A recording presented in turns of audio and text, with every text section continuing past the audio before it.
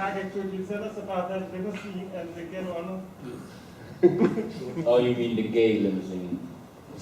No, I mean where he drove to one part of town. It means Jim Cummings, actually. Oh, that one. That was a good one. Does anybody not know the story of the arrival of Jim Cummings in Africa? I guess that's enough. We'll make it real quick. You know who Jim Cummings is? He's an American voice actor. He's like the Mel Blanc of this century. He does all of the cartoon voices today. We managed to get him to agree to come to Anthrocon.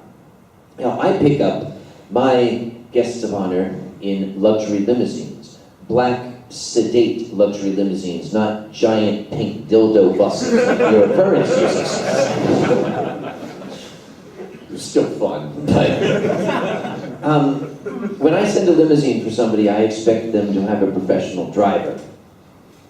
The idea was that I was supposed to get a telephone call about 10 minutes out, so I could meet our guest at the front of the hotel, where Mr. Cummings was arriving very, very late. He was coming in after midnight. Now, I had to stay awake, and I'm old, that's hard. And it was about 12:30 a.m. when I got a phone call. The most heavily Western Pennsylvania accented voice I'd ever heard. You guys maybe not know the difference, but this voice said, yeah, this here's the driver, I got your guy here. I said, how nice. You about 10 minutes away? He said, yeah, we're about 10 minutes out, according to GPS. I said, okay, great. So I went out front, and I was out there for more than half an hour. And then that became 40 minutes, and I was starting to panic. And the phone rang, and the same voice said, yeah, this here's the driver again. I think they gave me the wrong address. I said, dude, are you from Pittsburgh? It's the convention center. It's the giant white building that sits on the banks of the river. Keep driving until the front tires are wet. You'll find it. He said, what's the postal code there? 15222. Oh yeah, that's the problem, that's the problem. They gave me the wrong postal code. Wait, where are you? He said, I'm in Wilkinsburg. There are two addresses that can be described as 1000 Penn Avenue. 1000 Penn Avenue in Pittsburgh is the Lawrence Convention Center. 1000 Penn Avenue in Wilkinsburg is a burned out crack house in the middle of a ghetto.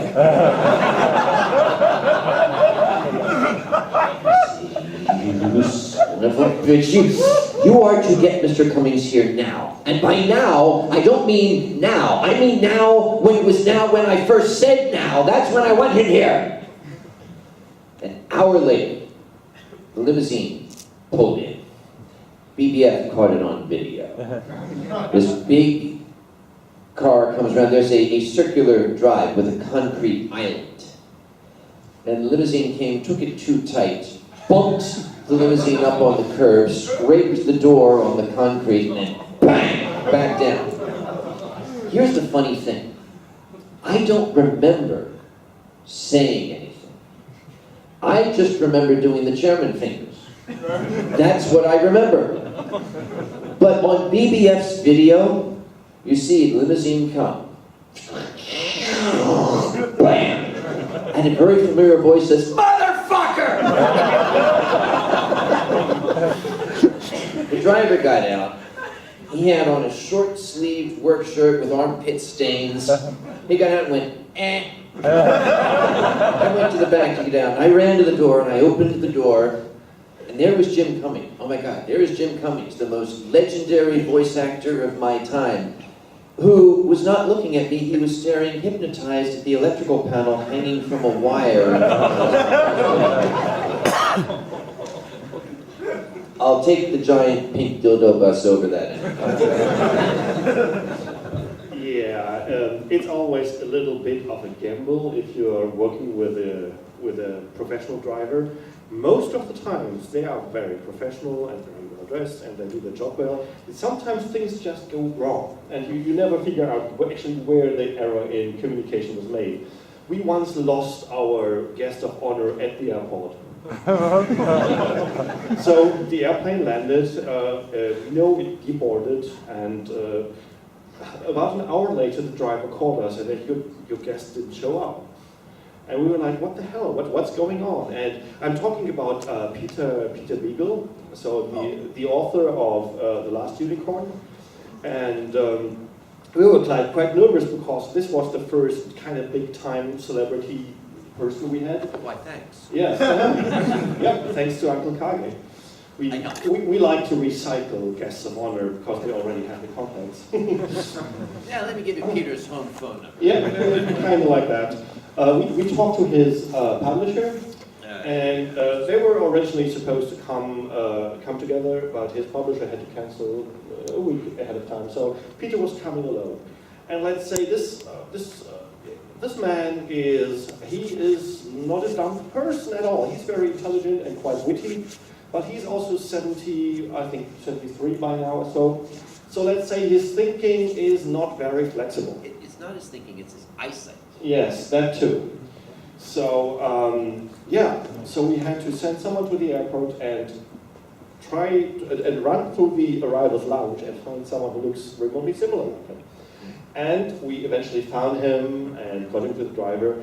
And later we found out what the problem was. His full name is Peter Sawyer Beagle. That's Peter S. Beagle. And that's the name we gave the driver.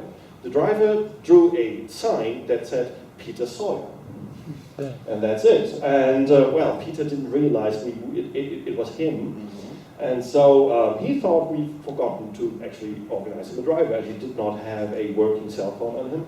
So we were wondering, oh my God, so there's this 73-year-old man running without orientation through the arrivals lounge, that poor guy. Probably jet lagged as heck, but yeah, that's what can happen with drivers. So yeah, we thought we did everything right, but we never knew if it was communicated wrong or if we're just copying this sign. Never found out. Interestingly enough, the exact same thing happened at SunnyCon this year in England to their guest of honor. Ouch. Their guest of honor showed up and was supposed to have a driver meet him. And, it was an understandable mix-up because I was originally coming in on an international flight. International flights arrive at this terminal. But my flight had gotten cocked up by United Airlines, so I was being routed through London to Newcastle. That's a domestic flight.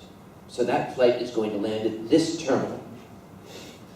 So I didn't see anybody waiting for me, and when everybody left, I still didn't have a ride. So I got my cell phone out. I'd been given 2 telephone numbers to call, one for Ed and one for Ed's assistant. Ed is the guest liaison.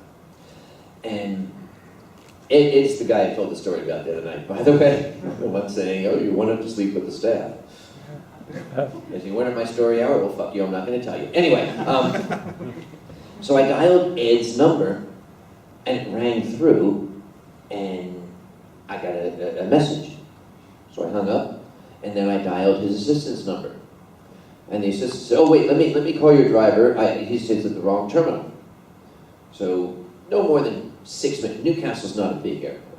6 minutes later, the driver came running out so terribly sorry. I said, it's all right, young man, don't worry. We'll go after your car. And as we were walking out to the car, my phone rang. I picked it up, and it was Ed. And I was gonna answer it, and I said, no. Let's let him sweat. Because, remember, I told you some things in story last night, things people don't know about me. I actually have a birth defect.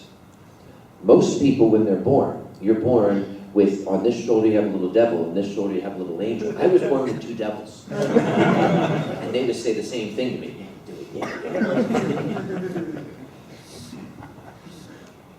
Say something. Don't. Just say something. Don't. Yeah. He did it. Okay, what do you want to hear? What? What do you want to hear? What do I want to hear? I want to hear about the grocery trolleys in a hotel room.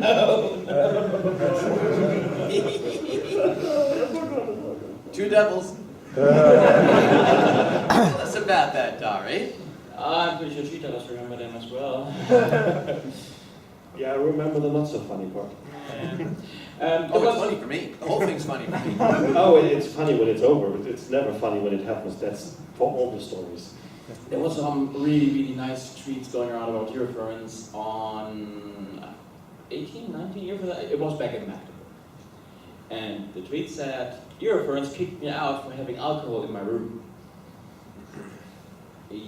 Yes, that's somewhat true, actually. The issue is these gentlemen had a little bit of a fight going on with somebody else. Some relationship stuff, nothing to worry about. But And they bled all over the fucking third floor. But the occupants of that room attacked another attendee and actually injured him quite badly in a fight. Our paramedics had to intervene, we had to intervene, and I told them clearly, fuck off.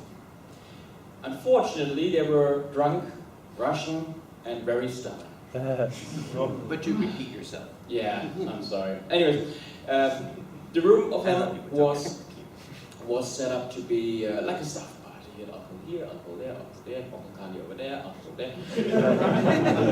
And right in the middle of the room was a huge shopping cart full of crates of beer. In the room, a shopping cart. Yeah, including the cart. They went to the supermarket, filled it with booze, and then just put the thing in their car. Did we mention the shopping cart? They rolled that through the bloody lobby into their room. Anyways, while the paramedics were resuscitating one of the two for alcohol poisoning, waiting for the paramedics to arrive, I mean the actual ambulance to arrive, we had to call in the police because these gentlemen would not leave. And when we finally, well, what happened, when we finally made them leave about an hour later, they decided to leave back their like 10,000 euro stereo equipment they had, like their DJing equipment there, to take with them the fucking booze. And that's why we kicked them out, because of alcohol in their room. So don't believe everything you read. What about the closing ceremonies the first year we were in Magdeburg? Remember the Eastern European gentleman that was upset? Well, that was in Seoul, wasn't it? Was it? No, this was in Magdeburg, I Are you believe. talking about the toilet or the cupboard? Okay, they used to do closing ceremonies when they had a feedback session. They had to stop doing that. Oh, that was in Seoul. That was in Zoom? Yeah, You sure? I'm sure. Yeah. I don't remember. The problem is, when the chairman of the convention gets a really stupid question, he can't say what he wants to say. He can't make a snark. He has to say, oh, that's a very good point. Thank you very much for mentioning that. Write that down. We're going to consider that. Thank you for bringing that to our attention. Whereas what you're actually thinking is, you stupid fucker, get out of my face! See, I had to go through that too. The chairman of the convention is not allowed to say things back to the person asking the questions. But if there's a chairman of another convention in the room who's drunk off his ass and isn't afraid to say things, this guy, I am positive it was Magdeburg, because his complaint was that it was a gentleman of Eastern European extraction. I don't quite know the accents enough to tell where he was from, but he was complaining because the hotel was charging 18 euros for breakfast.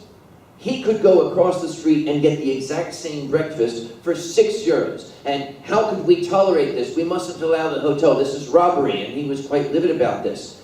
I had to spend 18 euros for breakfast here, but when I went across the street, it was only 6 euros, and I could buy breakfast across the street for 6 euros. And I said, from the back of the room, did you? And he said, yes. I said, then what the fuck is the problem? And I was going like, But he went on, he said, how can you allow this? This is robbery and these people are bad. And I said, it's called capitalism. It's very popular where I come from, okay? And afterward I went to Cheetah. I'm so sorry. I was like, here's some wine.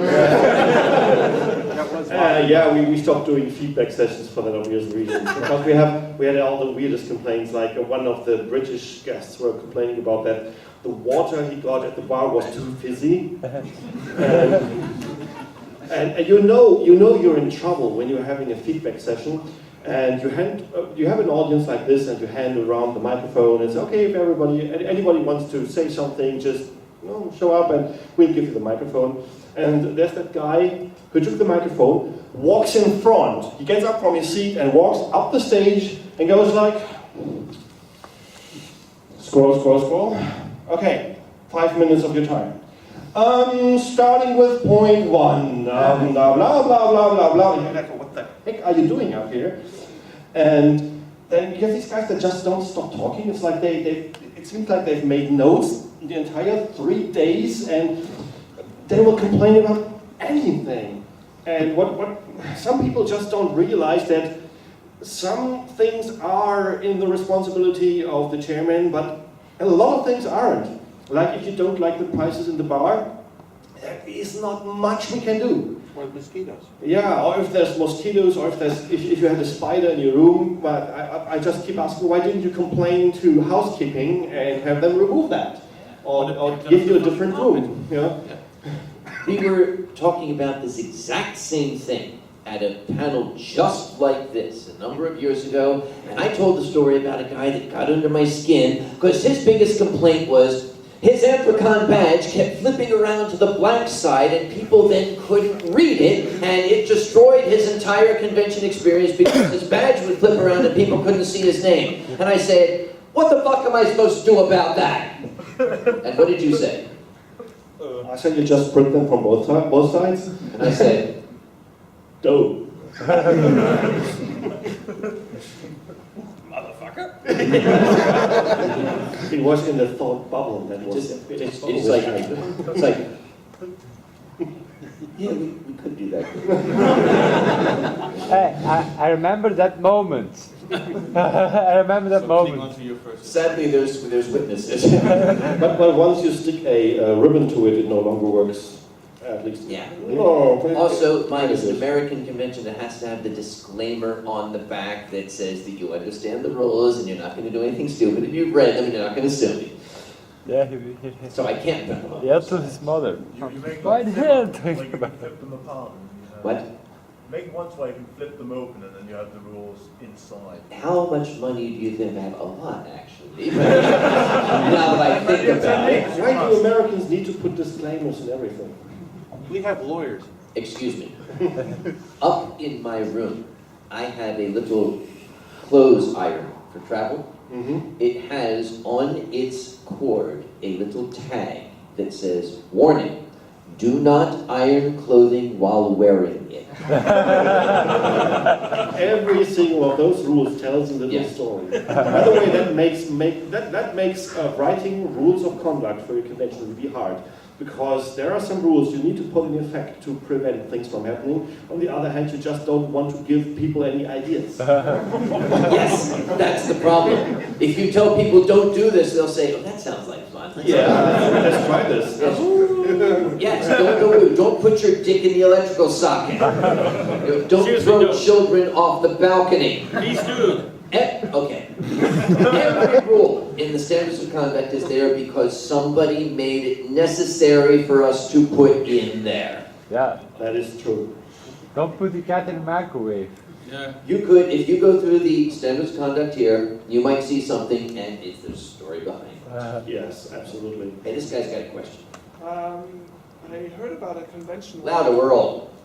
I heard about a convention where someone actually threw real money from the balcony and actually got banned. But what was actually so bad about it? Like, what were the I think consequences? that was MFF last year. Yes, What it happens was. when you throw money off a balcony? Well, He people thought he was people are being happy. funny. Now the thing is, this happened on The Simpsons, and he should have seen what happened. You throw money off the balcony, you start a riot in the lobby as people claw at each other trying to grab the money, That's and what you I get thought, injuries. yeah. And it was, I think it was it during like the Fursuit Parade, something like that? Yes, Yeah, it was where during all, the first where parade. all security was working hard to clear an aisle for the suitors, and then some idiot throws something in the middle of it, and then you need to dispatch a lot of people to get order in that again. Do you have the general rule that I invented in your I think standard you conduct? have that now. The one at the top that says, don't fuck with the chairman? Basically, yes. I think we worded it a little bit nicer, but basically that's what it says. You've been quiet. Yeah, normally security has the best stories to tell because they are called when something gets out of hand. So I only mostly get it second hand. Sometimes I'm off duty, so I'm going to room parties myself, and there have been one which was like this kind of things we talked about earlier, and I was looking around whether what kind of people are here, and well, okay, looks nice. So that's what a suit looks nice in this hotel. It was not this hotel. It's quite big. I normally don't. I'm too cheap for getting a big suit, so it's cool. It's a this bathroom. Wow, the bathroom floor, the tiles, they were really shiny. The look, they reflected all the lights, like they would be totally cleaned. And I thought there was like a party going on here. Why is the bathroom so cleaned? And I stepped in. And I found out it was clean because the bathroom tiles actually were like centimeter lower than the rest of the flat, or they were supposed to be. You know this stuff called J-Lube?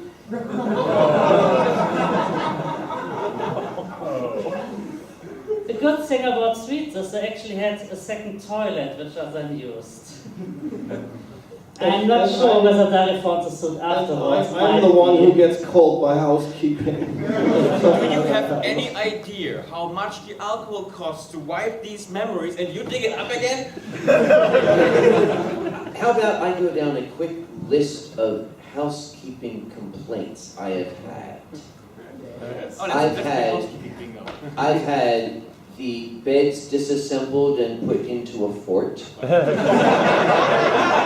had the soda cans glued to the ceiling. I've had the complex Mayan pyramid built out of pizza boxes. I've had the pentagram burned into the floor.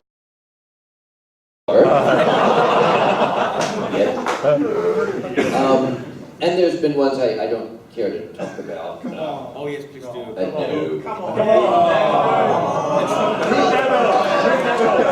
Oh, yeah, we did have a few incidents in Magdeburg where we had crime scene cleaners come in and renovate the room. Have you ever been at Confess? No. Yeah. For 4 years I ran security there, and believe me, every year at least 2 rooms have to be disinfected with ozone. We got something as a code word in security called crinkle duty. That's all. Sometimes it's nothing that offensive. The greatest line ever spoken by a hotel employee in furry history. A fursuit maker had been building fursuits in her room. Now that tends to generate a lot of excess material. The telephone rang in my operations office, and the housekeeper was in the room saying, "Can you send somebody up here? It looks like a cat exploded."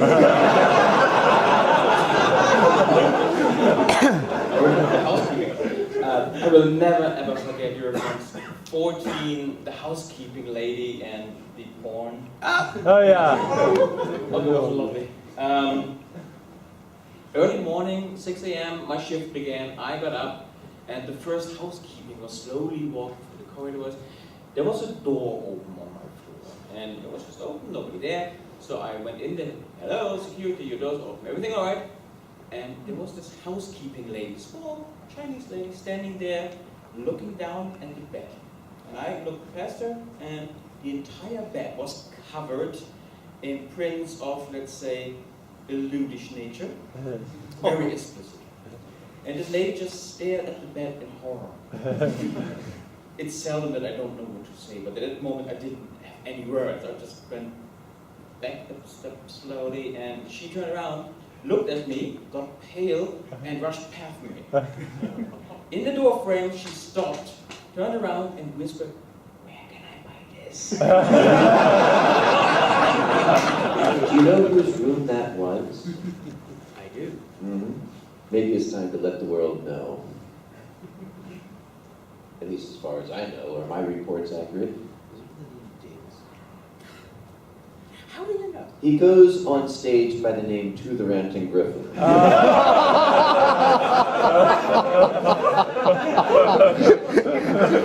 get him drunk enough, he'll tell you the stories he doesn't like to talk about instead.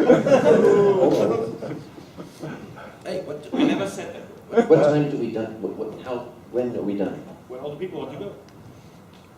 But this is Germany. Aren't we supposed to say, no, it's time, you must all leave? Oh, there's a man with ears and a hand. Hi. Wait a minute, isn't he wearing your shirt? Isn't that your shirt, Tita? Is that your shirt? Oh, no, that's not his shirt. Oh, I'm sorry. Go on, Mr. Ears. What's your question? Will you recognize that story? And you can tell him, Dari told him to.